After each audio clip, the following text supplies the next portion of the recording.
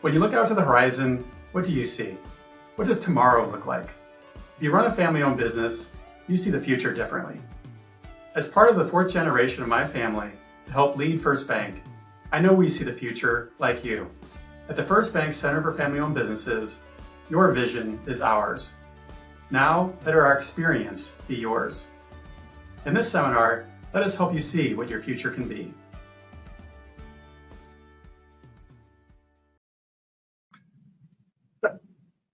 Thanks, Mike. Good morning to everyone. Welcome. I'm Joe Ambrose, Executive Director for the First Bank Center for Family-Owned Businesses. Business performance metrics apply to all businesses, family-owned or not, and are usually measured on a quarterly or annual basis. One of the factors that make a family business unique is the long-term perspective of the owners. So what are the measurements of success that address this generational perspective? Today, we welcome Paul Worth, principal of the Blueprint for Entrepreneurial Growth, who will have an answer to this question. And now, without further ado, Paul Worth. Good morning, everybody. Thank you so much, Joe, for that kind introduction.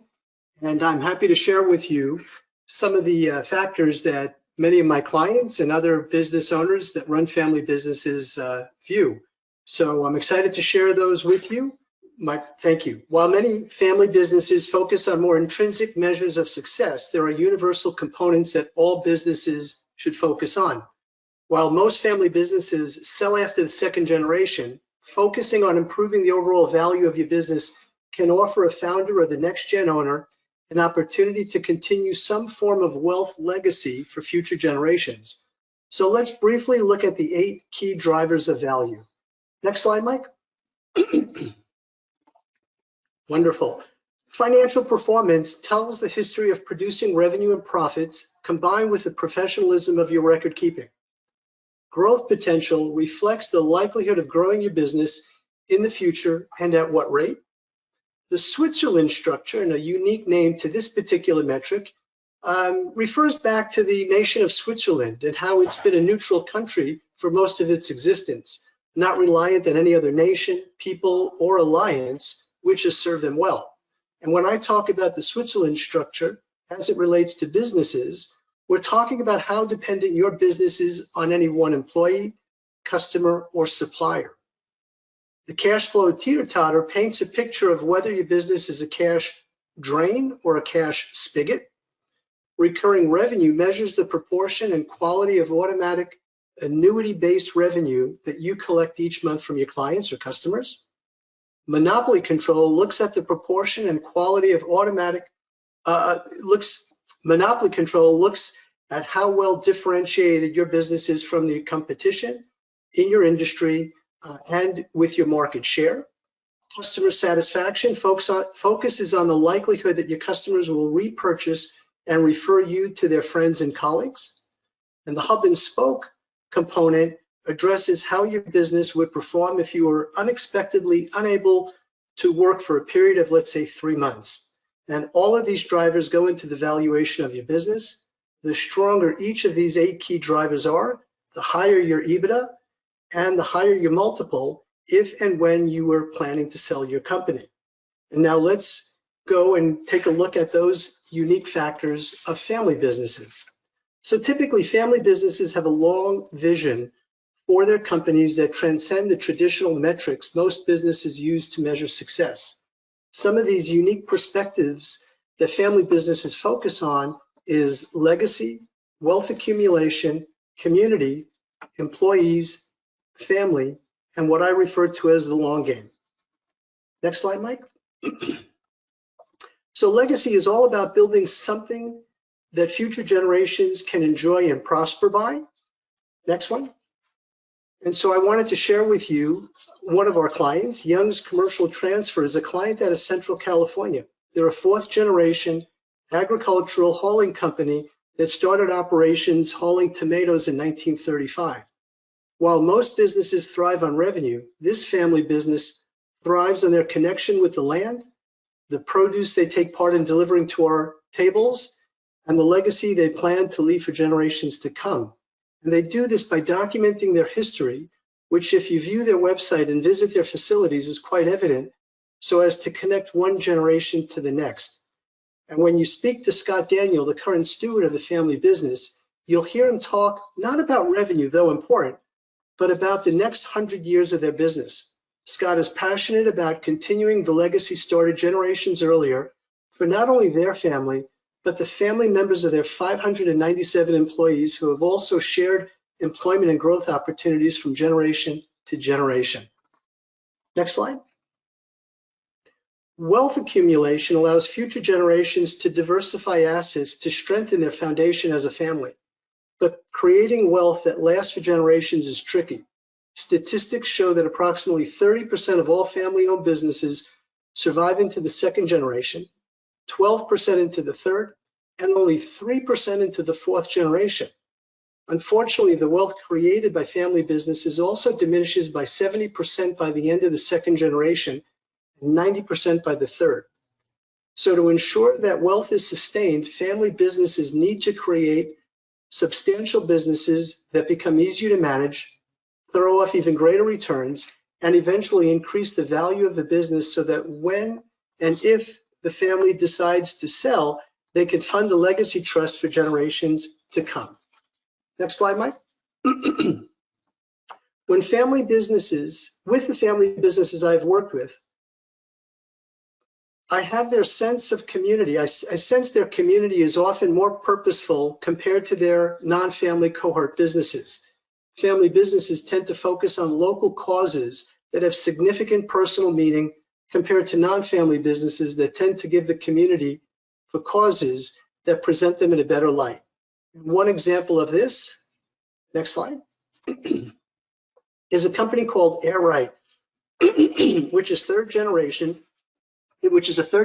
heating, ventilation, and air conditioning company founded in 1972, who recently celebrated their 50th year in business.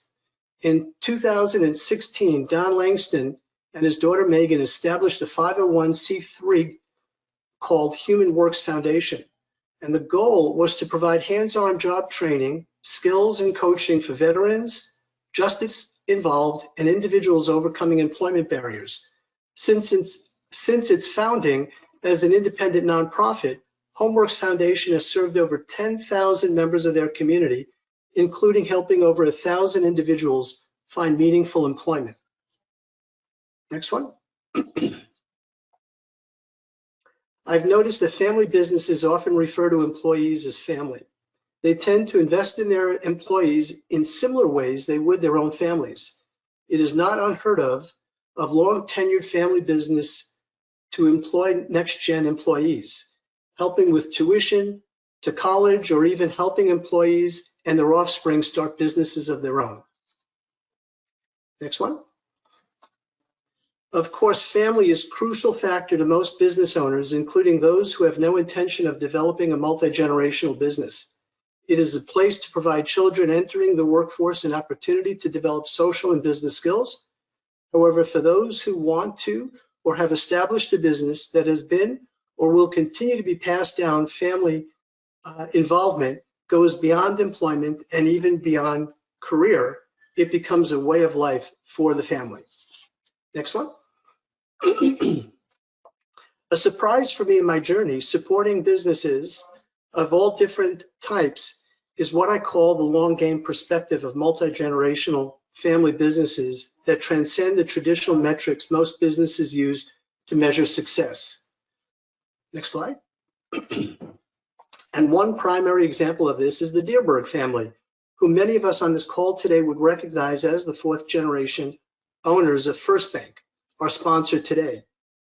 They also own a fabulous winery in Santa Barbara, California. And if you speak to the Dierbergs about this company, you'll hear them speak about a 250-year strategic plan.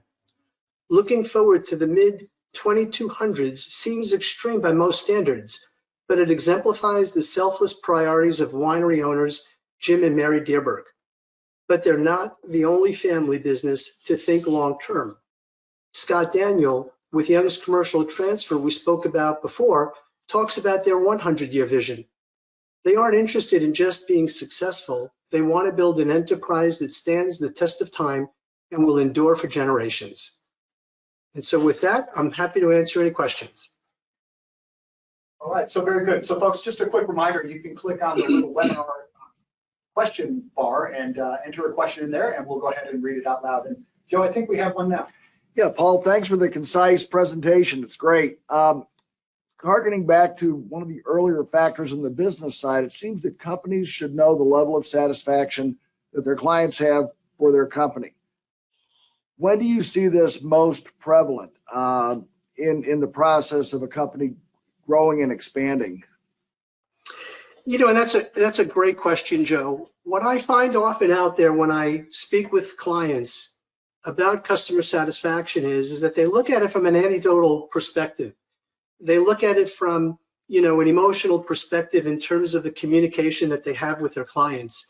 And so often they really don't have as close of a gauge on the satisfaction of their clients as they should. And so we do recommend that every couple of months, perhaps twice a year, they send out surveys to their customers. And one very important question is a question that asks whether or not they would refer, the company to their friends, colleagues, or associates and what have you.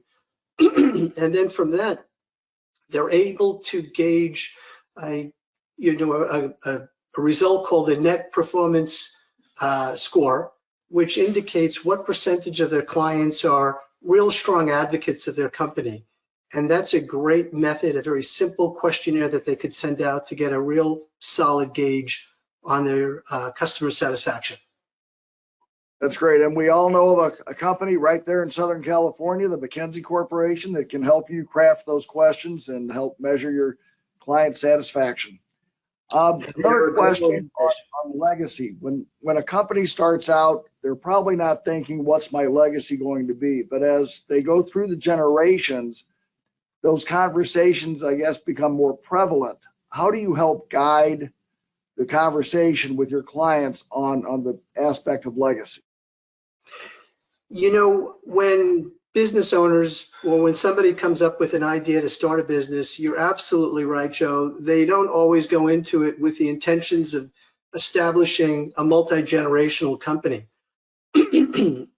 And often, as I mentioned, they'll bring their children into their business, and their children, some of whom would find that the business is of great interest to them and want to continue on in that endeavor. And so having conversations and being transparent and upfront in terms of what's required of the family member to be successful in the business is critical. And often doing a strategic plan just with family members. We often talk about doing strategic plans with our executive teams and with consultants and things of that nature. But it's critically important for those businesses where family is involved to do quarterly sessions with all of the invested individuals within the family. And when I say invested, not necessarily financial, but in terms of a commitment to continue the legacy of that business. And there are questions that they should go through in each of those discussions with one another so that they're all clear on what the future will look like for that business. So open, honest, transparent dialogue, I think, is key. All right, very good. Thank you for that, Paul. Just a quick reminder, I see a hand indicator raised. The lines are muted, so please do type your questions in. We do have a question here, Paul. It says, do you have key performance indicators or benchmark metrics for each of the key value drivers? And yes, there are programs out there that we have our clients complete questionnaires for and add some financial information. And then what we provide them in return is a benchmark report that shares with them where their organization stands compared to other like-kind companies in their marketplace and in their industry. And it's a very effective and helpful tool for an organization to see where they're strong, to see where they're weak, and where they need to really bolster up the business to improve the performance of the company and ultimately the value of the business. Very good. Thank you for that question and that answer. Paul, another question here. It says, are you able to point to a document or book that speaks to the durability dimensions on page 3 of your presentation, the Switzerland factor? There is a book called Built to Sell by John Warlow that talks about those 8 key drivers. and it's a easy to read book. It gives a story of a company that is looking to grow and ultimately sell in their particular case, and it addresses that particular driver. But another fabulous book out there is a book called Measure What Matters by John Doerr. And he was a consultant for Google when there were 40 people in the company. And through helping them measure what matters in their business by coming up with objectives and key results, that company was able to obviously grow to the enormous size it is today. So those are two great books that I would recommend people read. Excellent. Thanks so much for that question and that answer. Another question here: what is the best way to create alignment with and reward key members of the leadership team that may not be family members or owners of the company? You know, there are many family businesses who rely obviously upon talent within the organization of non-family members. And I think it first starts with the mindset of treating employees like family and making certain that they have a seat at the table for the decisions that need to be made for the longevity of the organization. So the first thing is just being inclusive and allowing them to participate in those discussions as though they're family. And also many of the companies that I work with who are family-run businesses who treat their employees like family also extend that atmosphere to the children of employees, where they're brought in during college breaks to gain some critical business skills and social skills that may be in alignment with the path that they're taking in their education or not. And many of them have hired the second generation employee member in their family. And so I find that that is probably the most valuable way of aligning an employee with a family business, but then also being clear with them as to what their future in the organization looks like. Because as you know, I'm sure everybody on this call is aware that sometimes, you know, the offspring of the children of the founders of the business have no interest in, you know, staying in the business. And so in order for that business to continue to exist, they have to rely on their executive leadership to continue that business as an ongoing entity. And so those are some of the techniques that I think would be very helpful. Excellent. Thanks so much. And then we have someone asking, could you mention the names of those books again? I think we went maybe just a little too quick. Absolutely. The first book is called Built to Sell by John Warlow. And then the second book is Measure What Matters by John Doerr. And I tend to keep that book in front of me because I like to refer to this book quite often. It's a very helpful book in helping family businesses establish their own objectives and key results to grow their business. And while I shared, you know, those 8 key drivers of value and those 6 key metrics or objectives that family businesses use to grow their businesses, each business is unique, and coming up with what's important to you and your business, I think, is critical for your own success. Excellent. Thanks so much. Another question here. What advice do you have to instill family legacy and community within staff members? You know, and that could be a little bit more difficult because obviously, you know, staff, if they're not treated with the level of passion and dignity that family members are treated with, you know, we sometimes kind of, you know, negate their contributions to the organization.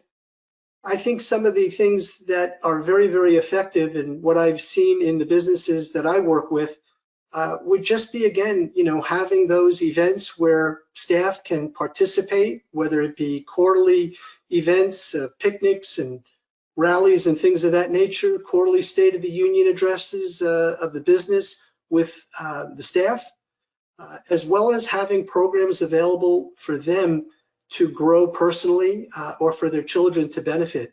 A number of the companies that I work with have tuition reimbursement plans, not only for their staff, but also for their children. And so they develop programs that really move that family mentality into the staff. And I think that that's probably the best tools that I've seen used out there in the marketplace. Excellent. Thanks so much for the question. Next one says, I see that you're a predictive index partner. What role do you see that PI plays in measuring and advancing culture at family-owned companies? You know, predictive index is a fabulous tool to determine behavioral characteristics of people. It's a tool that's been used for over 60 years. I think 35 million people have taken the assessments. The tool is used in 9,000 companies across the world.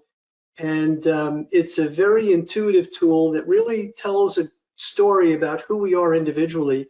And then we use that information to map out how teams are structured in organizations so that we have people with various skills and disciplines and behaviors that can work together to achieve the goals of an organization. So predictive index is a very effective tool in helping all businesses really look at hiring the right talent and then putting them in the right positions within organizations.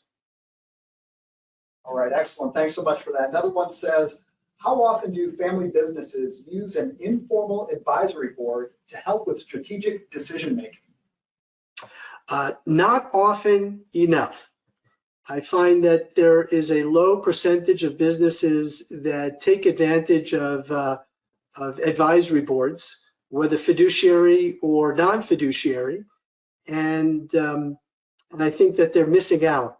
However, there are other programs that business owners can take advantage of, such as joining a peer advisory group, organizations like EO, YPO, Vistage, Renaissance Executive, things of that nature. Those are all fabulous forums for business owners to gain invaluable guidance and advice from peers. But advisory boards are a critical component for many businesses in order to gain insight into areas in which perhaps they don't have strength and could very well benefit from the guidance of experienced people. And usually these boards are not large. If they're informal, they'll have anywhere between 2 and 5 people on the board, but you should be selecting people whose area of expertise is beyond your scope so that you're able to capitalize on the strengths of those who have demonstrated growth for other organizations.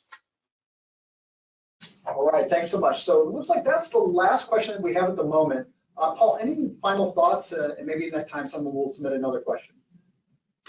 You know, family businesses are quite unique in that making certain that the next generation and the generation thereafter is tied to the business. And one of the things that I like about Young's Commercial Transfer is the legacy that they have created in terms of connecting one generation to the next.